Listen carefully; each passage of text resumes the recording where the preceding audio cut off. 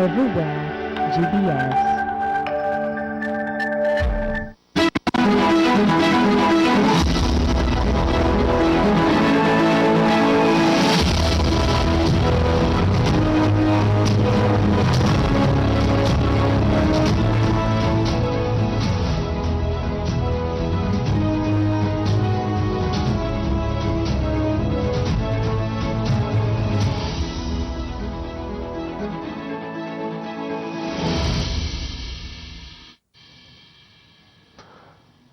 Good evening and welcome to the Insight tonight. This is the GBS TV Africa. Exactly 16 days into President William Ruto as the leader of the Kenyan government, he opened the 13th Parliament. The president had news though for Kenyans, and that was our financial situation is not very good. The third cabinet since the promulgation of the 2010 constitution was named also this week as the president availed his cabinet. A list of 22 where a debate ensued over the domination of the list with politicians. Tonight we get to delve into conversations around the cabinet economy and the 13th Parliament. And my guest tonight is an economy and lawyer, Justice Jura, alongside Eric Naibei, who is an advocate of the High Court and a political commentator. Joining me tonight in this conversation where we are going to discuss the issues that I've mentioned earlier.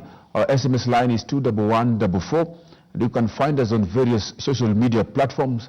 Of course, at GBS TV Africa, at Eugene Ochieng Kwach. And my name is Eugene Ochieng Kwach. And welcome to this broadcast once again. Gentlemen, thank you so much for accepting my invite for this show, The Insight. And Mr. Justice, good to see you. You see, you're one of the lawyers who represented Raila in when he disputed Ruto's win at the Supreme Court, a case which was thrown out as hot air, which of course has seen quite a back and forth from the wananchi coming from both sides, those who supported Ruto's win and those who were against it. I don't know what you think about the language that was used and generally how far. Well, it's true. Thank you, Eugene, first for this invitation. Mm-hmm. Of course, the language that the judiciary used is something that everybody else is discussing, mm-hmm. because judiciary is known to embrace certain language, mm-hmm. such that when they deliver judgment, the phrasing in the judgment that they provide should be in such a way that even the loser of that particular judgment, petition, is supposed to be contented, mm-hmm. and feel that indeed there is justice.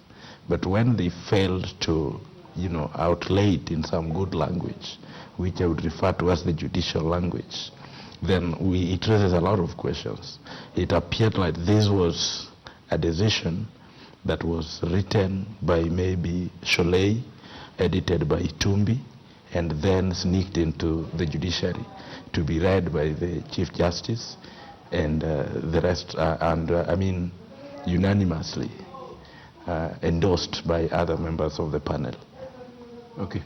Quite interesting. I'll not delve so much into it, but I've actually maybe just your take, because I think it's still an ongoing issue, because the former Prime Minister, who also contested and was a major contender in the presidential election, is still not accepting actually what the judiciary made, and particularly the language that was used. And he thinks that their side thinks that the judiciary actually left certain critical evidence and information to kick out the case that they had.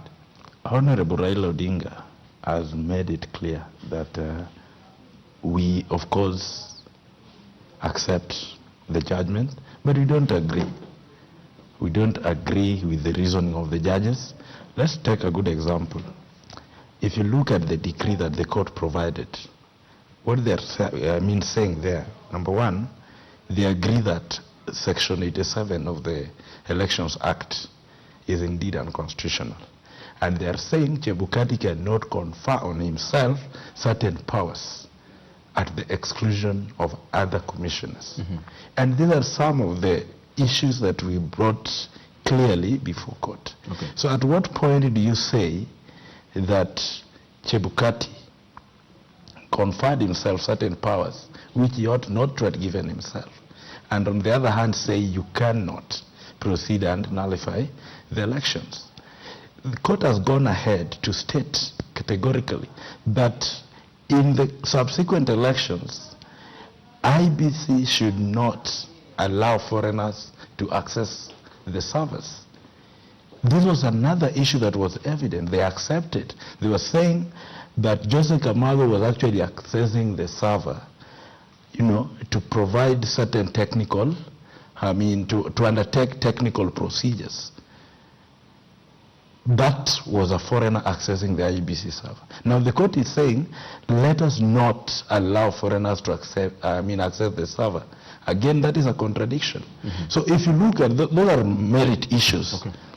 There are issues that we take against the judiciary because of the language they use in the judgment. And even now, after that judgment, we are again looking at the body language. The first time in history, we are seeing Chief Justice, Deputy Chief Justice lining in Parliament, accepting President coming to officially open what? Parliamentary sessions. So we saw that. We've never seen it before, together with the First Lady coming to Parliament for the first time. I want us to shift conversations, Mr. Naibe, unless you have something. Before you shift, let me just quickly comment about especially the point on whether this issue of he has talked about some substantive issues in the judgment, which I don't agree. Specifically, the point that the Supreme Court is contradicting itself. On the issue of 4 commissioners, the Supreme Court is clear that they participated in this process. They were allowed to participate. And the recommendation that in future we need to have a commission where all commissioners participate in the verification exercise is one that is now being made as a legislative proposal that should be anchored in law. But the Supreme Court was clear in its finding that in this election that occurred on 9th August 2022, all those commissioners participated. So I don't see any contradiction about that point. About bad language, I also find it not really a serious issue, given that the evidence that was presented and some of the affidavits that were sworn by even some advocates had clearly erroneous and clearly false allegations, which would actually automatically prompt the Supreme Court to use the language that it used. I don't think they were unproportionate. I think the language was just proportional to the provocation brought about by the kind of evidence that the petitioner brought. Well, gentlemen, let me just register a rebuttal to what actually, that is not my colleague what is we saying. need to discuss, Mr. Justice. We want to discuss something different because actually I believe that is something that already the court had decided on the issue, and I don't want us to dwell so much into it.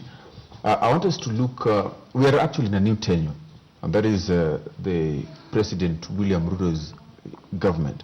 And it's 17 days since he took power. Well, let me get from you, Naibe, generally, you look at it, an eagle eye. What is your perspective generally in everything that is happening in the government? How he has taken on it, everything?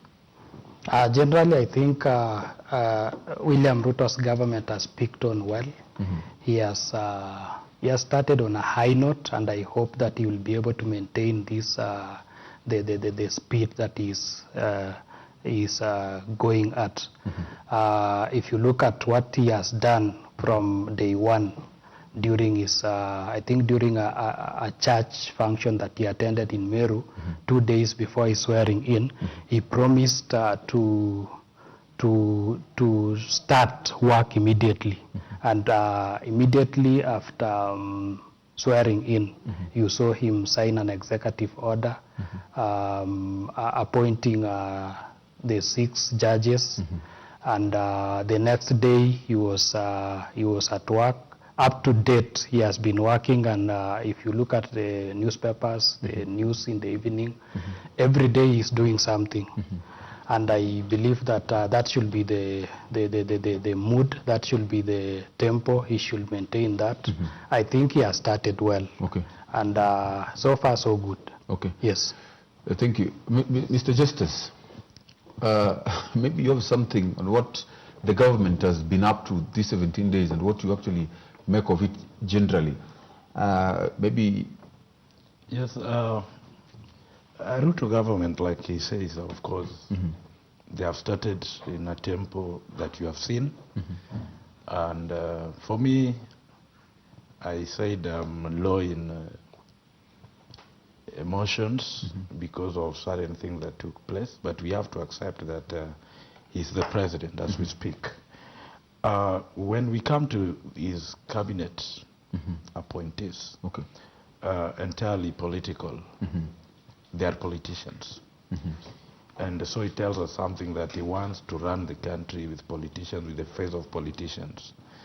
And that is something we can't judge now, but it is something we need to wait and see whether it will leverage and give Kenyans what actually is what are in the exact manifesto that he gave us. I also want to say in that same appointment that hustlers have not gained because we have not seen a hustler appointed to any of those positions. Number 2, women. I remember one of the discussion we had was the women agenda at the stage when elections were at their, pre-election campaigns were at their climax. And on their side, they said they will form a government of 50-50 with women. So far, the appointments have not replicated that assertion. So it is again a weak link that we've seen. Number 2, I talked about the issue of the body language of the judiciary, the body language of the executive. I'm afraid that the principle of separation of power, the issues to do with checks and balances that ought to underpin the 3 organs of government are likely to be offended. Because the way I can see the bonding between the executive and the judiciary, Ruto gets into government and immediately appoints judges. Some of these judges, there were reservations that was made by the former president. He did not ask what were the reasons why these people were not appointed. He did not form a task force to investigate into it and make appointment based on a foundation of a recommendation of a task force. He didn't do that. He unilaterally made a political statement the following day, proceeded and appointed. I hope we won't have any problem based on that appointment. The other day we are saying he is declaring who the IG is. And we know how the process of appointing an IG ought to take place. The specific provisions that provides for that procedure is in existence. And it is not followed. So I again believe that is not going to lead to serious constitutional breaches. Eugene, let me say something about cabinet secretaries. My honest take is that, of course, we've seen a 10-year regime where Uhuru and Ruto appointed majority technocrats. And we've seen the mess we are in. I believe that Ruto would want to test and see again how these politicians will do, given that we've had 10 years with technocrats who could not actually perform the way we expected. In any case, cabinet members are controlled by the president. They are just there to execute what the president orders, the president's vision. Of course, they should be able to shape the government policy by also advising the president, but in most instances, they execute what the president has already put in place. So I believe it is okay for him to put in place a cabinet that he believes will implement his vision to the latter, and people who can, actually the argument is that these politicians can communicate government agenda better than technocrats. If we are to get now people with skill, experience, and hands-on experience, then we will need them as principal secretaries in those ministries. About the issue of separation of powers, he's talked about the judiciary. I believe the issue of the 6 judges even went to the High Court, and there was an order directing President Uhuru to appoint those judges. And I think it went to the Court of Appeal, something of the sort, but there was a court order directing the president to appoint them. If there were issues, integrity questions around these 6 judges, the president said that he had intelligence reports, which I believe the deputy president also received at the time. So it is not correct to say that William Ruto ought to have formed another task force to investigate these judges. Yet the report, the intelligence report that the president had is at his disposal. I believe the reasons, Uhuru could have had his reasons for failing to appoint these judges, but I don't think they were convincing enough in terms of issues revolving around Chapter 6 integrity issues. Otherwise, he would have come out open to say that this is the report I have, and even to an extent of even forwarding the report to the DPP, to the DCI to take over the issue. So I believe these judges were innocent.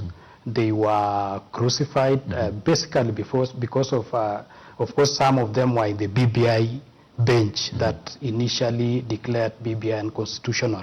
If you remember the 5-judge bench, where Odunga was one of them, Professor Ngugi, and I think others. If you look at the 6 judges individually, there are some instances where they have given orders against the government of Uhuru. And I believe it was just a punishment, kind of revisiting that word that came out in 2017. And I expected, of course, the former Prime Minister Raila Odinga to have been the one to come out defending them during that time. Unfortunately, at that time, he was in the handshake, and I think he was in the succession lineup, and he could not speak out for these judges. So this is something that I believe the president is right. About now the judiciary getting close to the executive, I think it is, of course it is dangerous, it is not good, but I believe that these are just ceremonies, them attending the president's speech at the parliament. I don't think that is something to be worried about. Let me get to you, Mr. Justice. Mr. Eric has mentioned certain things on the cabinet. And one of them, as you had mentioned earlier, is that, and as we all know, that the cabinet consisted largely of the politicians, and mostly and more particularly loyalists of the Kenya Kwanza brigade. Now my first question to you is that if you look at the cabinet, was it loyalty over merit? Did the president or the executive sacrifice merit to loyalty? And do you believe, or when you juxtaposition the preceding cabinet and this cabinet, which consists majorly of politicians, the preceding one consisting largely of technocrats, what do you make of these two situations going into the future? When a government gets into power, I mean when politicians get into power, you know, the constitution allows them to form their own team. The dream team that they want to deliver the agenda with. And whether a politician chooses to use technocrats purely or use a hybrid of technocrats and politicians, or politicians themselves only, that is a question I can't say myself. But I want to believe that it chose to reward loyalty, and also I've seen the elements of 2027 politics coming into play. Its choosing of the cabinets actually had a futuristic sense in it, in terms of how will the 2027 politics play about, and that is what has actually surrounded the entire thing. So I don't want to judge the administration now. It is premature to do so, but I think it would be better to do so after 2 or so years. We'll be able to know and tell whether technocrats are the best way to go, or politicians are the best way to go. But as at now, there is a debate that the politicians, they know how to communicate, like my colleague here said previously. They know how to communicate because they are politicians. When they go to ground, they know what to tell the people, and they know the messaging. And technocrats do things with military precision, and they do based on the guidelines of their profession, as their profession dictates. And to some extent, that might not augur well with members of the public, whom you need to communicate with politically and package your message politically, so that they see the need, the sense, and they bond with it and join the system.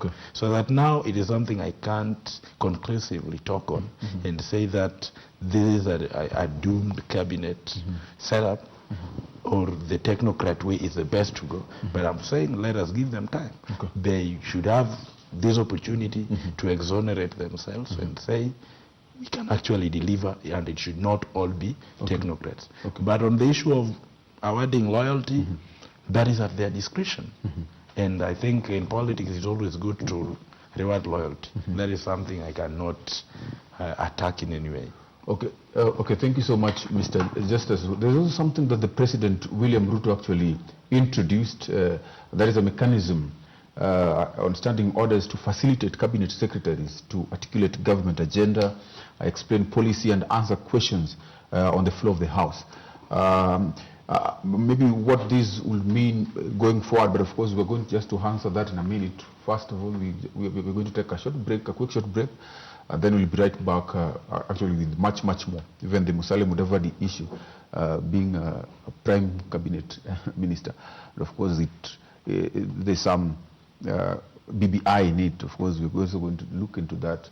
Well, we're going for a short break, and please stay put with us.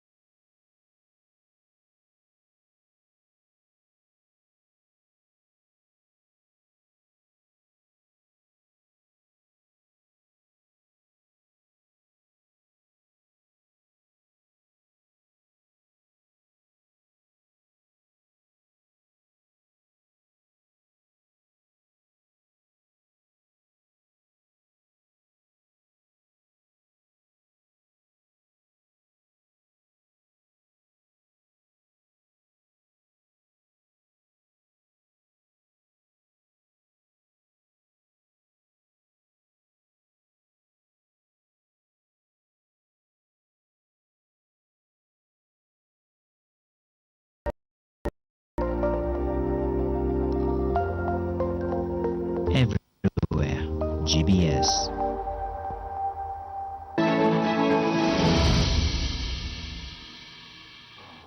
Welcome back and thank you for staying put with us as we continue the live broadcast for this Insight at GBS TV Africa.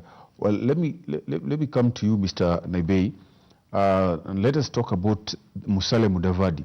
Musalia Mudavadi was named Prime Cabinet Secretary, Minister, a position that is not there in the Constitution, in the current Constitution.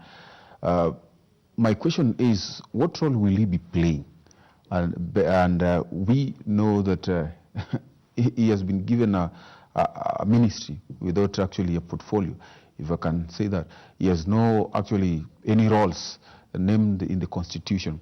What will be his role in the Kenya Kwanza government? And we know that the same Kenya Kwanza had did not want BBI, and BBI, of course, we know that had got some. The change of the Constitution was going to ensure that there was a position that was going to be created similar to the one that has been given to Musalia Mudavadi. What does it mean to the what does it portend about the politicians of Kenya Kwanza, and what will actually the role of Musalia in Kenya Kwanza mean? I heard the President outline the roles of the Prime Cabinet Secretary to include coordination of ministries, and I think that is the one that stood out. But the rest of the functions he outlined, about 6 or 7, they are more of similar to those of the Deputy President. And what I believe this was when they formed this coalition. If you remember the circumstances that led to the formation of the Kenya Kwanza coalition, the Azimio side had gone ahead to even pass a law to amend the Political Parties Act to create coalition political parties. And of course the strategy at that time was that Azimio wanted to dominate Parliament, Senate and National Assembly through the coalition. And when Ruto accommodated Wetangula and Mudavadi, of course there was need for them to be given at least positions. The only available position for Mudavadi was that position, Prime Cabinet Secretary, something that should look something above the rest of the members of the cabinet, but not the Deputy President, because that one had to go to Central. So I don't think it is an unconstitutional office, but it is something that it is within the exercise of the President's executive powers to form cabinet. And I think he has invoked his executive powers in creating this office. The only challenge in future will be when the Deputy President and the Prime Cabinet Secretary will appear to be competing and to be discharging similar mandates, or to be doing overlapping roles. And it had already started with the issue of office, whether Musalia was to occupy Arambe House Annex or whether Rigathi. Eventually Rigathi, of course, took the office earlier, and I don't know where the Prime Cabinet Secretary's office is at the moment.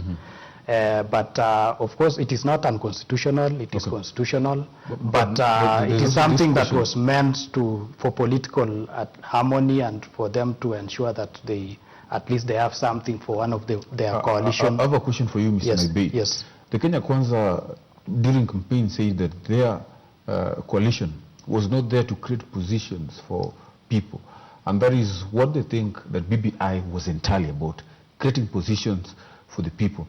That is what they did not want.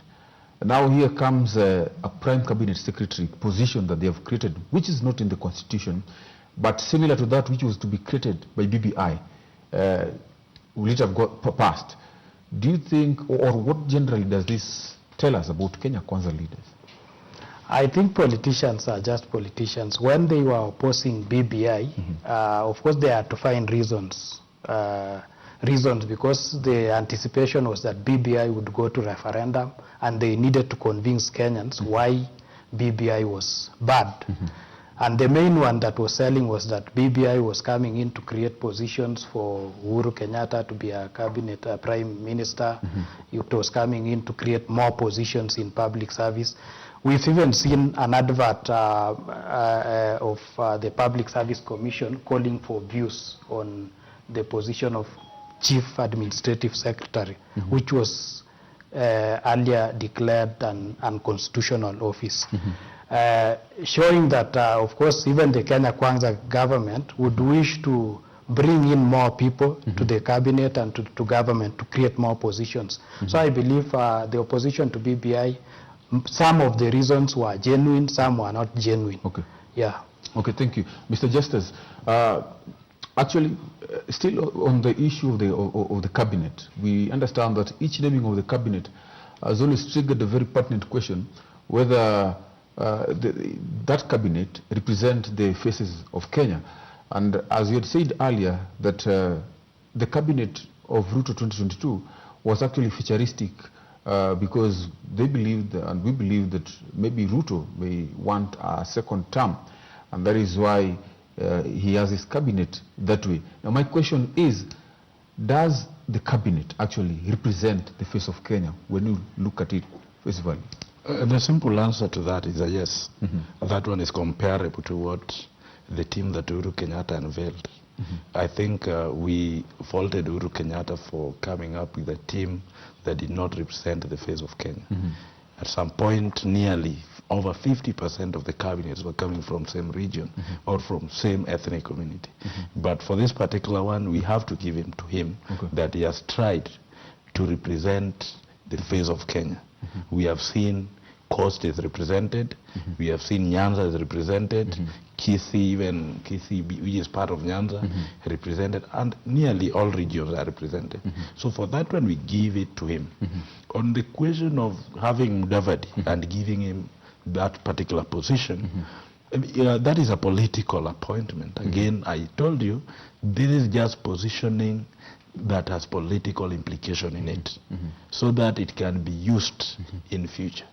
But I want to say that if you look at the leaders that were in Kenya Kwanza, who came from western region of this country, the key front runners were Musalia Mudavadi and Moses Wetangula. I can say that Moses Wetangula actually got good opportunity, the bigger share than the counterpart Musalia Mudavadi, because he actually has the speaker position. He is the third most powerful person currently as we speak. Mudavadi, on the other hand, is positioning himself on a position that is already putting him at a conflicted position, because, like he said, the role that he will be playing, which is said to be granted out by the dint of executive power that the president has, are nearly the same role that the deputy president is supposed to be doing. So what I foresee, I foresee a battle that is going to involve the office of the deputy president and this particular position that is created to Musalia Mudavadi. And in the end, they may split. One of them must walk away, or the president will find a way to bring unity between the two. But as it stands, there is evidently, some war that is coming in the future. But it is an appointment meant to achieve a particular political cause. It was meant to tell the people of Western that I had your two sons, one is here, the other one is placed at this position. But I don't know whether you will wield similar power as Wetangula at the National Assembly. But even the coordination of government ministries, the role that you have actually mentioned that the president gave to Musalia Mudavadi as the Prime Cabinet Secretary, was a role that actually was held by Ministry of Interior and Coordination. And so still it seems there's still conflict. No, at the moment, if you look at the structure of his government, the Ministry of Interior no longer has the national coordination tag. It is now Interior and Internal Security, so something of the sort. But national coordination has been omitted. Okay. Completely. Okay. I understand to look at it, and of course, as we continue the conversation still about cabinet secretaries, President William Ruto asked the Parliament to consider mechanism in the standing orders to facilitate cabinet secretaries actually to articulate government agenda, explain policies, and answer questions in the floor of the House. Of course, the question is, will this actually enhance accountability? And when you try to compare this with the preceding maybe governments that we've had, which was considered majorly of technocrats who were never actually answerable to the Parliament, do you think that maybe there will be a change or maybe a progress in accountability and transparency of the cabinet, the executive? Personally, I don't believe that this will change things so much, given that even in the previous regime, there was still room for cabinet secretaries to be summoned to the National Assembly, and they would answer questions. Although that one was with difficulty, given that sometimes cabinet secretaries like Fred Matiang'i would defy those summons, and they would go there when they wish to go. But creating a room through standing orders is not as heavy as anchoring that in the Constitution. Already we have a Constitution that separates the executive from the legislature, and a cabinet secretary cannot be a member of Parliament. That one was a deviation that we clarified from 2010 when we adopted this Constitution. So if we are to take cabinet secretaries to Parliament more frequently, it will just be about them appearing to be accountable and to be answering questions, frequent questions regarding their ministries. But of course, the buck stops at the president. If a cabinet secretary is not discharging their duties well, the president has the power to dismiss them. And if even before this, we had a room for members of National Assembly to initiate impeachment against specific cabinet secretaries or their removal if they are not discharging their roles properly. So I think maybe this will just give cabinet secretaries more time, more opportunity to be communicating what the government is doing, because going to Parliament gives them at least it gives them airtime. It gives members of Parliament an opportunity to engage them on various issues touching on their constituencies, on their regions, and of course the government gets a chance to respond substantively and to inform Kenyans that this is what the government is doing. But I don't think it will change, it won't change anything serious from what we've experienced from 2010. Yeah. Okay, Mr. Justice, do you think that this arrangement could actually promote accountability in the executive?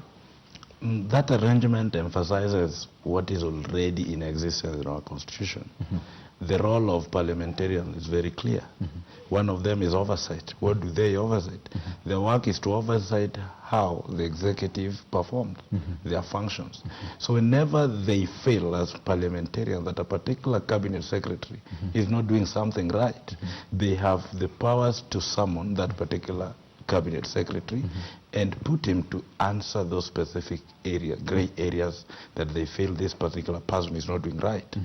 So when the president says and now asking the parliament to invoke particular provision of the standing order, I believe it is just trying to emphasize the need for parliament to stand strong in their role, because even our parliament, it has also been conflicted in the past. They also sometimes just call these cabinet secretaries with mindset of extortion, as opposed to doing the right thing in terms of asking the right questions, or they do it in a manner that it appears like a fishing expedition. And that should not be the practice. The practice, the conventional ways of doing it, that the two, actually the parliament should do oversight role, and they must ensure that the executive works as per the constitution and do that mandate accordingly without violating any part of the constitution or any other applicable law. So I think it is the right thing to do that any time the cabinet secretary is doing his duty, he should know at the back of his mind that if you deviate, you will be summoned in parliament and you will be put to strict. Okay, you're saying that actually what the president has done is to reiterate a point that was actually there, something that was actually in the constitution. Now, if I can call it a goodwill from the president, if I can say that maybe the president wants the cabinet members to be more accountable. And since we believe, and there is a notion that actually the cabinet model that we have had under the dispensation, the current dispensation, was that the cabinet members owed allegiance more to the president than even to the public. Now, this is a president speaking that the cabinet members will be answerable to questions, will be answering questions at the floor of the House. And this they will be doing to enhance accountability. Do you think in any way that a cabinet member who has been appointed by the president will we see a change maybe of what we have seen, maybe the cabinet members of the preceding government and this that we are having, those who will be working in a transparent way? Yes, I think the former president, President Uhuru, was not so much unequivocal about the issue of cabinets and how they're supposed to perform their duty, and even holding them to account. Ruto comes in and he makes statements that appears like he wants each and every cabinet secretary to be accountable. You know? Now, what I believe is that is a goodwill, the way you call it. Okay. But we are at the start of this race. Okay. Let us wait and see what will happen when we reach at the middle of it. At the point where now we are saying this is the real thing. How is he doing it? A cabinet secretary has done something wrong. What is the president saying? Okay. Can he call the cabinet secretary to resign? Can he, fire the secretary? So that we can actually see the president means business, or it is politics as usual. Okay, quite interesting. And also on the same note, let me ask this question, that you see, as we have seen earlier, that the cabinet ministers comprises majorly of those who were involved actively in the presidential campaigns for the Kenya Kwanza coalition government.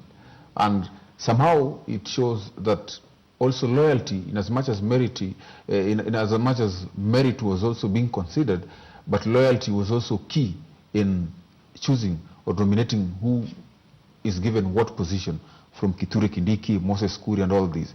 So should it happen that some of these leaders who owe their allegiance to the president, should they be found to have committed maybe a crime or something like corruption, or are not transparent enough, do you think that maybe the president would fire them? Do you think that the president can even fire them? That is now where the problem lies. These are politicians who have participated actively in the political process of William Ruto. They believe they played a part and a key part, and they are there by representation and by right to be there because they represented a particular constituency of their region, the respective regions they come from.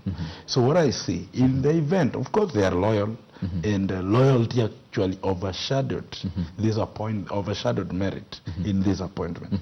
So the likely problem is that the moment you question a cabinet secretary who is a politician and believes that he represents a particular constituency and is there because of that, then there will be a tug of war, obviously, because they will say, I'll resign, and immediately the next day, you will see that person attacking president in another podium. Okay. Yeah, so that is the danger that we have. But if they mean business, that they are coming in to serve the people of Kenya, then they should allow president to criticize them when necessary, and they should correct or answer questions accordingly, because that is what the constitution demands of them. Okay, I'll just to move into another conversation altogether. That is the official opening of the 13th Parliament by President Ruto, which is of course in line with Article 132 of the Constitution, and is important in our democracy and government. A question is now, what awaits the members of Parliament? What is their first role, actually? What are they supposed to do going forward? What is expected of them? What do we expect of this 13th Parliament, just generally as we look at it? Yeah, I think following the grand opening by the President, the first business of the House will be first of all, for the Speaker to communicate and make it bear who are the majority, which is the majority party in the National Assembly. I think that should also happen in the Senate at the same time. Once that is done, they should then proceed. I think they should proceed to form House committees, starting with the House Business Committee, which the Speaker chairs, and I think it should have at least 20 to 22 members.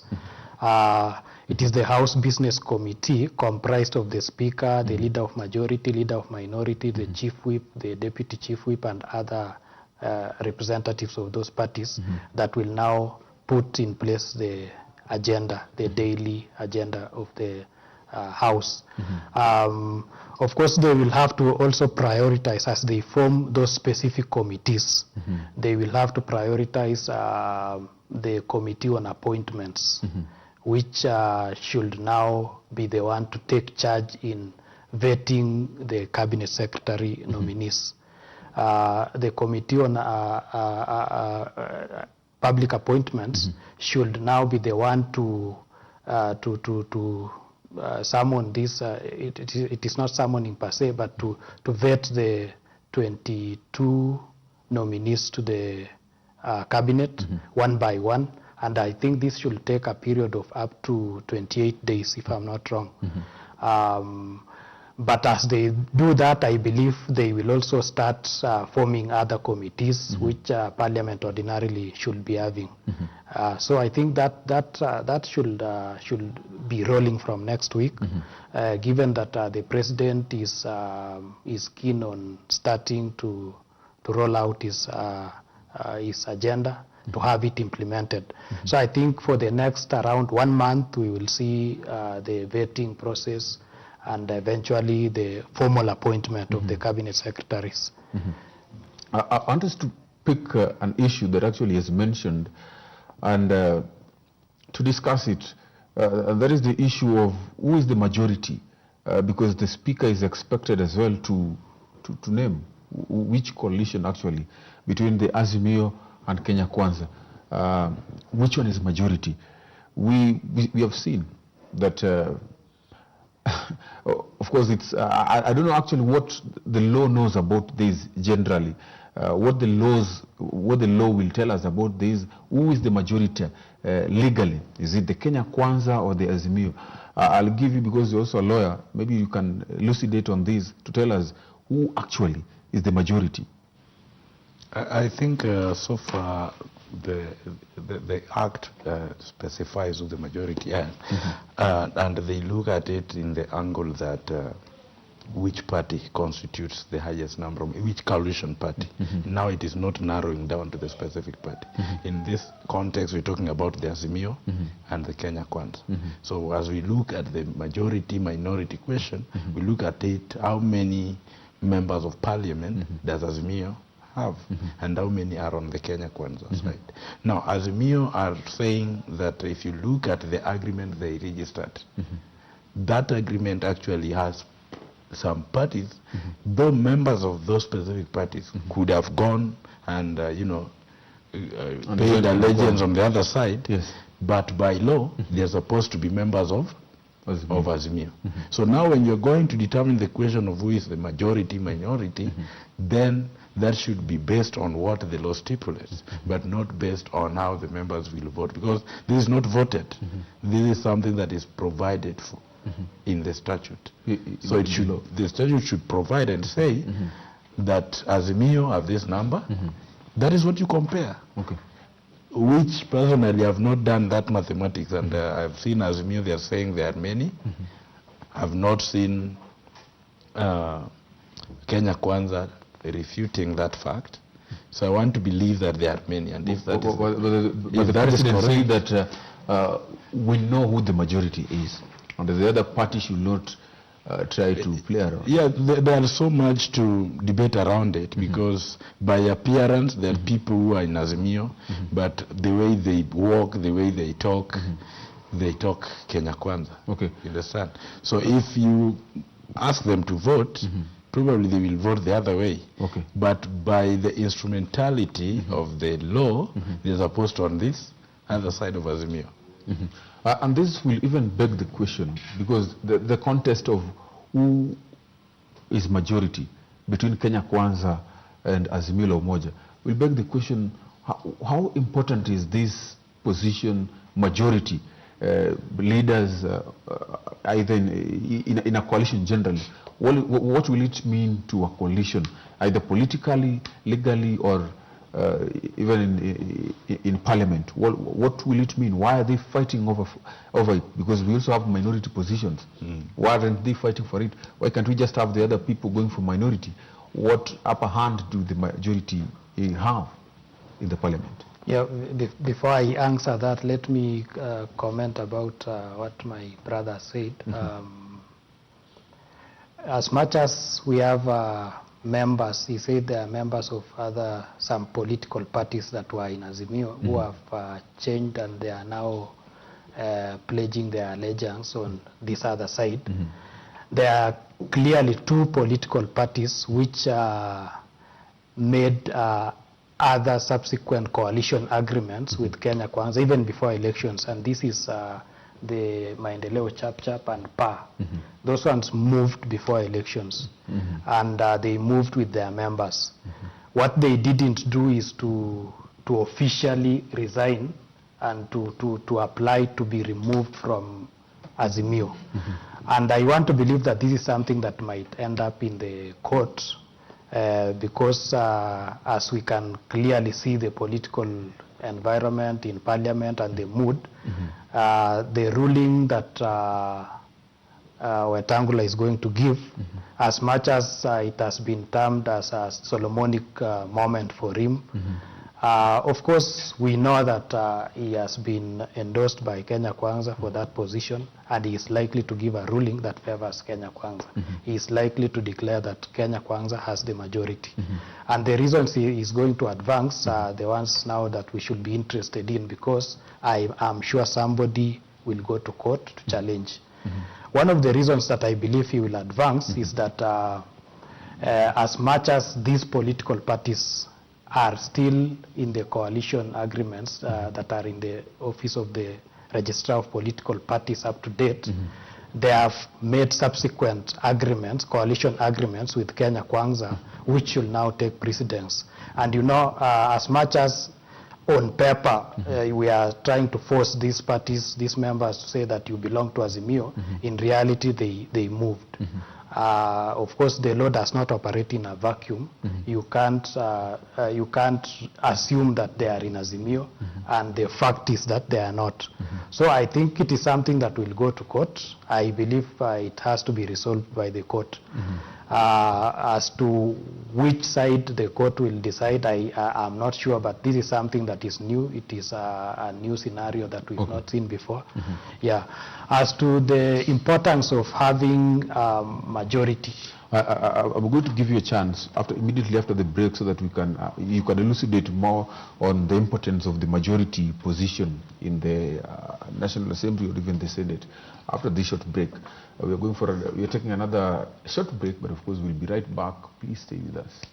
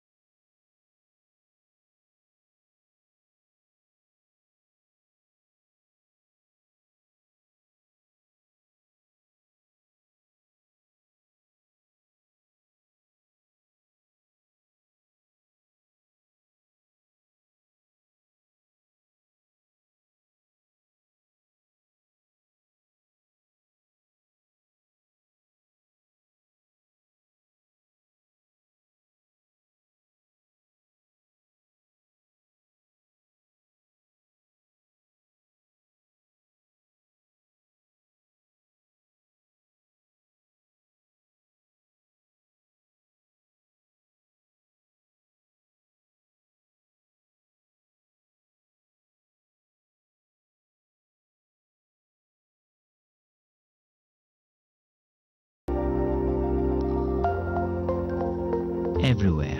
GBS.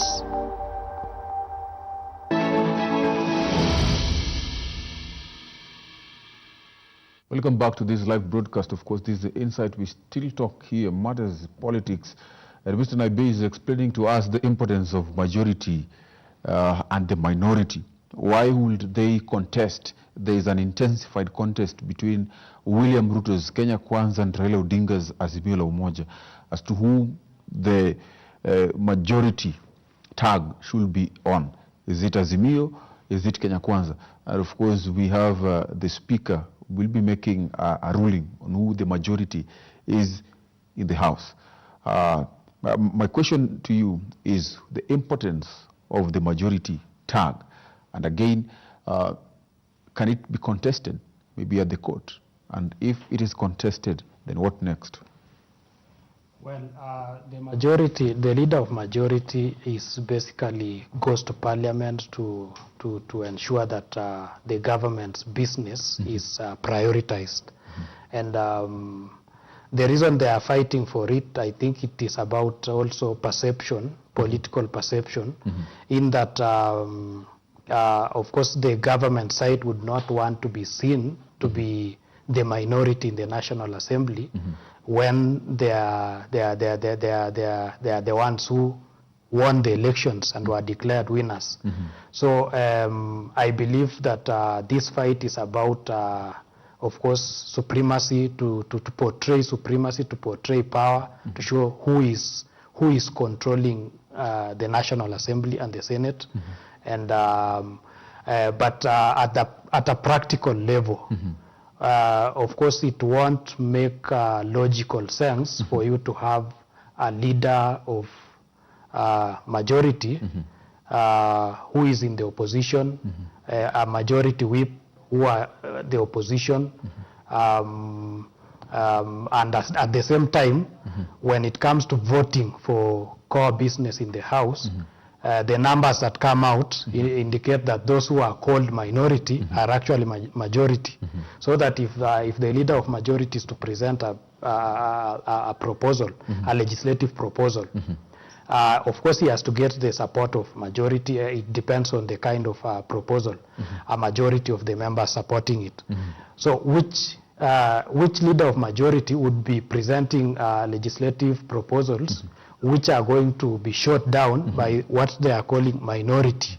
So I think this is something that it is interesting. It will be interesting to see how it will go. But I believe that the present contest has been, of course, it has been escalated by the fact that the Registrar of Political Parties wrote a letter to the National Assembly indicating that the majority, as per the coalition agreements and as per the law, are the Azimio in the National Assembly. In the Senate, I think Kenya Kwanza has the majority. So I believe that this is something we will wait to see how it unfolds. But for me, it doesn't make sense for us especially for the opposition, to insist on taking leader of majority when in reality they have lost members to the Kenya Kwanza coalition. Okay, thank you. Mr. Justice, I want us to shift to another conversation, if you don't mind, because of time. In the president's speech, actually, he mentioned around 30 minutes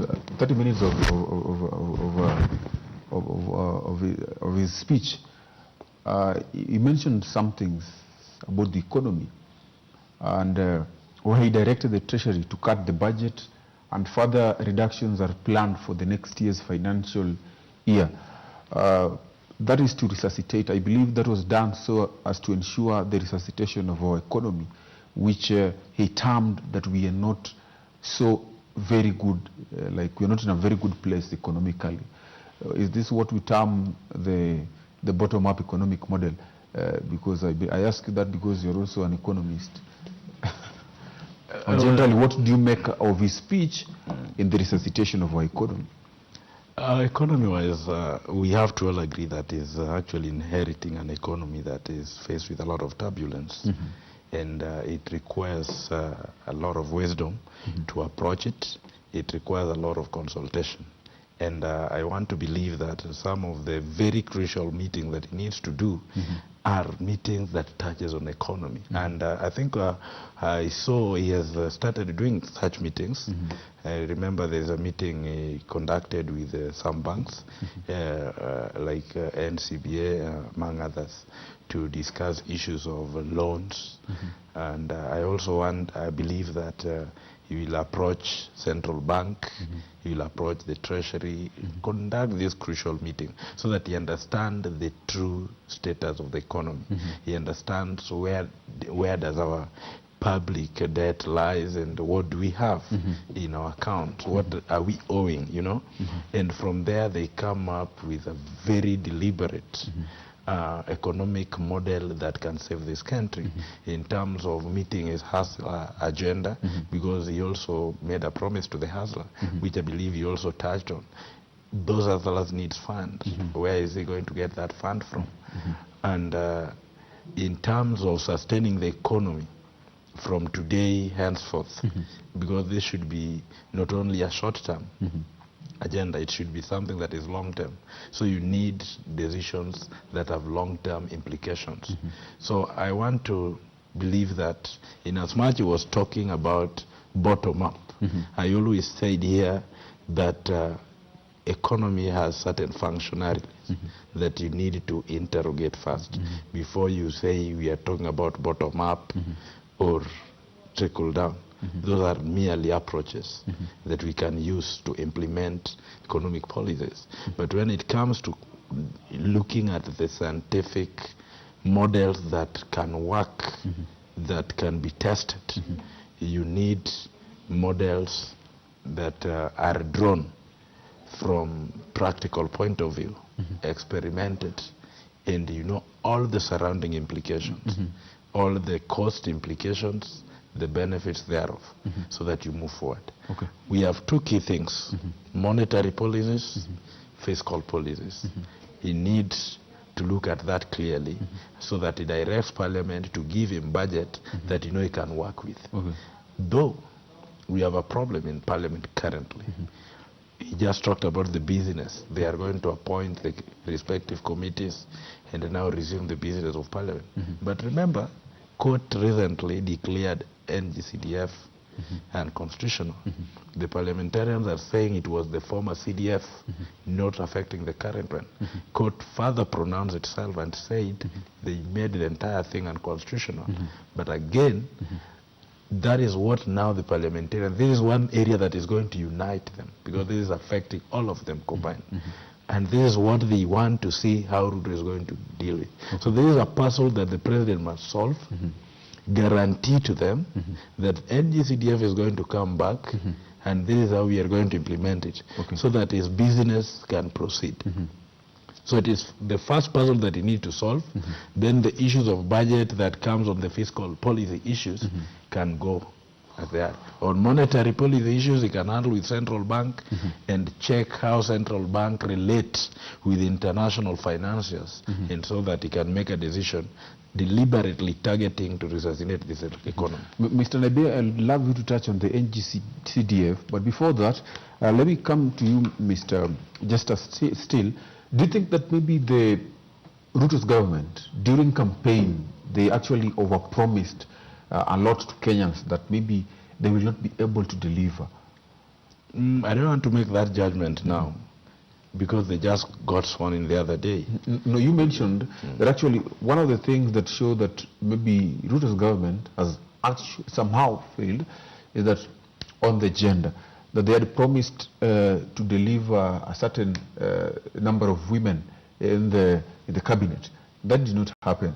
And going forward, they've continuously cried out to Kenyans that we are in Kenya is broke. And could this mean that maybe they underrated or... That was also the greatest undoing of our deputy president, Rigathi Gachagua, because you can't just go as a deputy president and start questioning the budgetary status of the accounts of government, which we all know that KRA collect tax every day. So, and at the point you're saying that we only have 93, I don't know, million or billion in the account, you know, and at the same time we just saw you being sworn in, and we were told a budget of 200 million was used. Again, we are seeing the president going outside the country using budget. We have public servants. We have never heard from any of them complaining that their salaries for this particular month have not been paid. They have been all paid. Okay. So that clearly tells you that there is money somewhere. Okay. And I think the former treasury in charge talked about it and guided. So it needed to be guided. Other than, you know, when you are now the deputy president, you now separate political statement from statement that are purely administrative, because you will be held accountable. Let me act as the devil's advocate quite a bit. Do you think that maybe the current government is trying to create a picture that they have maybe inherited a very broke government, so that maybe by the time, by the end of the term, they can say that we have done something? That is the perception they want to create, which is a very wrong starting point, if that is what they want to create. Okay. Because they have given Kenyans hope on their side, their so-called hustlers, who, in quote unquote, they need to tell them what they were telling them and tell them this is the roadmap. Okay. But you cannot still go and start talking politics other than giving people solutions. Give them solutions. You attack President, the former, who is already out, telling us that now you remind people. We already know who the president is. Okay, Mr. Justice. Well, Mr. Naibe, on the CDF, CDF that actually he has mentioned, the Supreme Court had made a ruling terming CDF illegal. And of course, it was offending the principles of the devolution. Yet the president pledged and promised to continue disbursing it. Maybe let's hear your thoughts on it generally. Is this political statement going to stand? And bearing that the president had started on a good note, according to Justice, by appointing the judges to ensure that the executive and the judiciary maintain their lane, if I can say. Do you think that this may be another wrong foot maybe that the president is stepping into? Before I comment on that, let me say that CDF has always been unconstitutional, and I think the first judgment declaring CDF unconstitutional was in 2013, and Parliament, in their wisdom, thought that by changing the name and adding national government constituency development fund to make it NGCDF would make it look like it belongs to the executive, the national government. So what they did after the declaration of unconstitutionality in 2013, they went and changed the name. Then they removed clauses that were giving members of parliament supervisory roles over CDF, and they left one that allowed them to remain as patrons. But in practice, they have been the ones managing it. They are the ones recruiting, controlling the way CDF is spent. So the principle behind this Supreme Court final declaration is, of course, in the spirit of separation of powers, that the legislature should make laws, the executive should execute functions, it should do the work as the legislature makes laws and oversights. The judiciary is to interpret law. So that you can't be sitting in the parliament allocating funds, coming up, formulating the budget, including allocating to CDF, and then you go ahead to be the one to control that amount and to perform executive functions, including construction of schools, security, administration offices, etc. So that is the principle. Now what the Deputy President is saying that we are going to find a way of restructuring CDF to align with the law. I don't know how they can do it, because it is impossible. You can't make CDF, you can't sustain CDF as it is being controlled by members of parliament and still make it lawful, because it is unlawful for a member of parliament, a legislator, to be doing executive functions. Okay. And I think he has also introduced what he is calling the Senate Oversight Fund. He has promised the Senate that there will be a Senate Oversight Fund. To me, that one is different. If they are being given a facilitative fee to enable them to perform their oversight functions, that is fine, that is okay. But this fund that is meant to allow them do development at the ground, that one, there is no way they can innovate around the law and still sustain it. It will still be declared unlawful by the court. Let me ask you something, Mr. Justice. Do you believe that maybe if the president does not in any way make the NGCDF lawful, so that the members of parliament continue disbursing these the CDF funds, do you think that maybe it will affect how the members of parliament will make ruling on some of his issues, or maybe that he'll be bringing in parliament? On a very neutral ground, avoiding politics, like he has said clearly, well, that CDF is unconstitutional. That is a fact. It is something that we cannot even argue anywhere. It was declared by High Court, went to Court of Appeal, and finally to the Supreme Court. And now they were trying to argue that, you know, we changed the name. The issue at stake here is the involvement of the members of parliament in the operations of NGCDF. Their roles are well delineated. They are supposed to oversight. But now let me ask you, you are graduating our legislature to implement. Now again is performing two roles. It's both a lawmaker and an executive at the same time. At what point is he going to be held accountable for misappropriation that probably has patroned, the way he called himself a patron?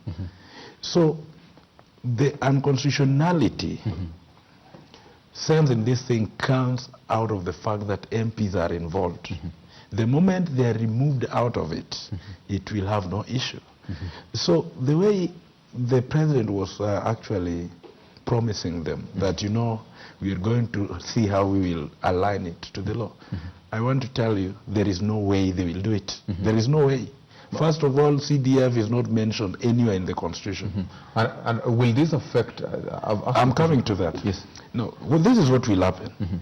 And I want us, as we answer this, let us look what happens at the Senate right now. Senate is known as a house that have mature leadership, and you don't see a lot of this conflict fighting in parliament. Why? Because they give reason a chance, and that is the only weapon they have now at the Senate. This issue of resource allocation and fighting for resources is not there, which we are seeing in the lower house. So the moment you remove NGCDF away from them, then we are not going to make parliament lucrative as it appears to those who want to come and plunder the resources of the public. What will happen? They will say, I can't get a return on investment. The moment they don't get return on investment, they will avoid and continue with their businesses. Other than that, we'll have people who are mature going to those positions. Good legislators will go to that parliament and will pass laws that can help this country. So that we shift away from this self-centeredness kind of leadership, which is affecting us. Okay, and a question that I asked Nabi, but I don't think he has answered it quite correctly. Will it affect, because the president has promised, he has pledged to continue disbursing this CDF, how will it go with the judiciary? Bearing that he has come out, he has started on the right foot as a president who obeys the law by appointing the judges that actually the president, his predecessor never appointed. And then how will it also go with the members of parliament who he promised to disburse, to continue disbursing the CDF money?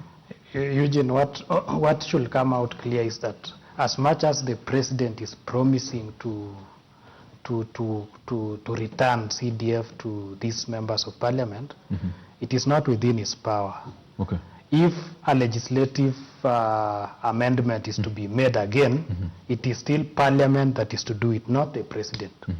And I think the President's pronouncements are just meant to, of course, to communicate his, to show them that we are together, niko na nyinyi. As much as the court has said this about CDF, I will work around it and ensure that you have it. But at the end of it, when it comes to bringing it back the way they want to do it, it has to be Parliament again to enact either a different legislation with a different name. For instance, the proposal on the Senate, the Senate Oversight Fund, which I think that is better. If they create that, that is better. But still, questions will still arise as to how you would pay a senator a salary that includes so many allowances, that include mileage, so many perks that are supposed to cater for their movements and their functions as they are. I don't think, again, it is necessary for us to have another fund. But that aside, if the President is to find a way of legalizing CDF again, of course it has to be a legislative amendment. If they will enact a different legislation with a different name, with members of Parliament again oversighting that fund and taking charge of the fund as patrons, it will still be taken to court, and I believe the court will not hesitate in declaring it unconstitutional. I don't believe that this is something that the President wants to appear to be contradicting himself in terms of respecting court orders, because he is clearly saying that the court has said this, so we want to make it, we want to bring it in a legal way.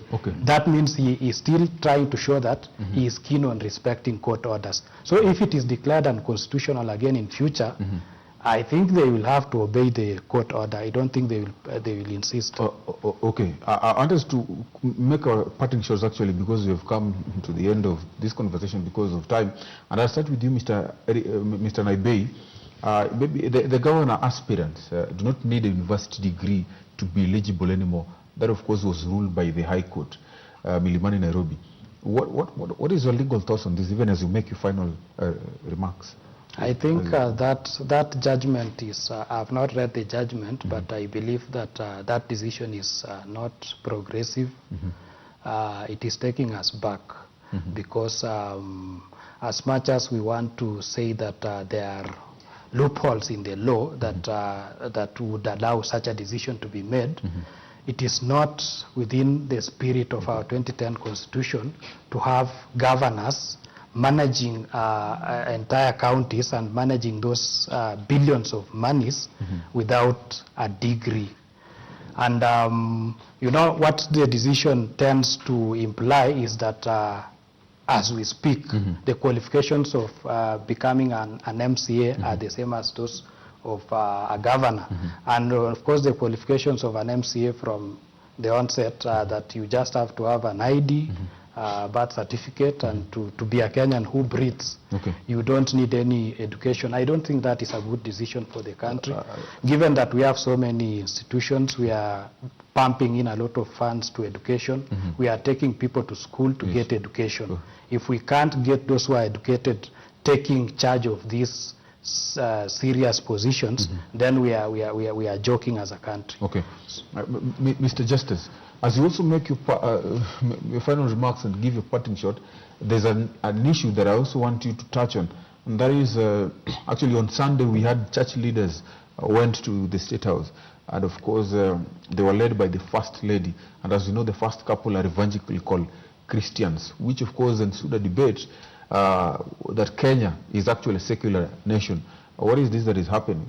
So I don't know what you generally think about this, maybe even if you make your final remarks. Well, thank you. Let me first add just something on what my friend talked about. You know, it is high time sometimes we embrace the idea, realistic legal reasoning.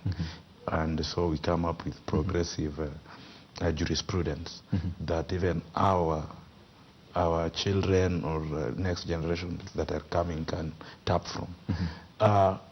Why would you appoint somebody, like just go to any of these public offices? Let me give you a good example, maybe person in charge of NHIF. when you are employing this manager, you ask him for certain qualification, having a degree and others.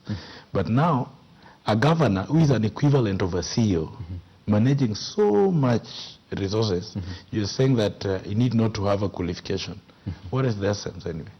Why then do we create positions for governor and give too much money there and expect them to account? Because how will a financial analyst go and explain to a governor that this is our expenditure, this is where we stand as at now, yet he can't understand? And how can he be held responsible to account to certain expenditure for accounting? So it makes no sense. On the issue of religion, which is again a very emotive debate when you bring up, because there are people who believe that religion to them means just some other things. For some, like us, we believe they are overdoing it, you know. Where is the place of the Muslim community? Because now you're the president. Even when you are doing it, do it with moderation. Don't do it to an extent that even the other people in different faiths would feel disenfranchised in a way. That is the only thing I can say on that. Thank you, gentlemen, for this conversation. Quite a great conversation. This is the Insight at GBS TV Africa, of course, where we get to discuss matters and issues, politics. And through the eyes of different stakeholders, we get to answer certain questions that otherwise you would not have had an idea according to the way they would have explained it. And thank you so much once again, gentlemen. It has been a great conversation. On behalf of everyone who has made it a success, we want to thank you and wish you a very good night. My name is Eugene Ochienkwach. See you next Friday.